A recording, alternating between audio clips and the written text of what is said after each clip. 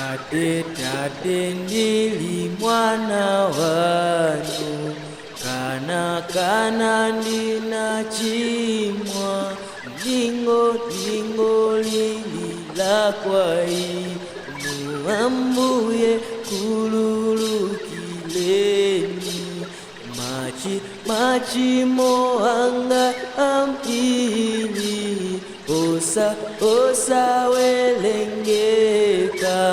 lingo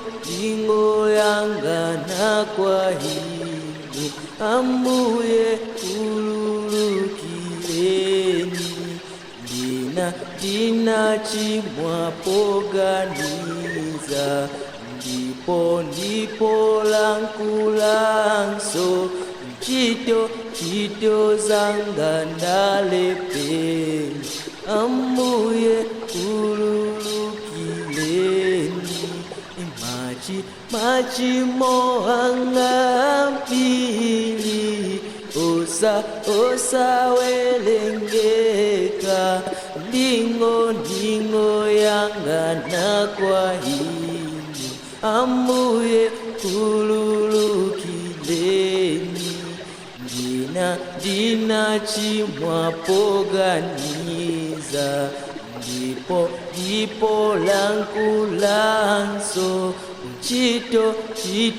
zanga ndachimwanso, Ambuye kululukileni,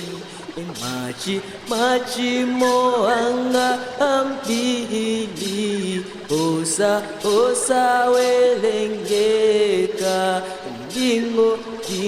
yangana kwa hinu, Ambuye kululukileni, dina chita pulupulu, dina kunyozani, chito zanga ndalepera, Ambuye kululukileni, machimo anga ampili, osa welengeka, lingo yangana kwa hinu, Ambuye kululukileni, zonse ndinakonda kale, ndizo panda pache, sindi nakutana zato, Ambuye kululukileni, machimo anga ampili, osa welengeka, lingo lilila kwa hinu, Ambuye kululukileni.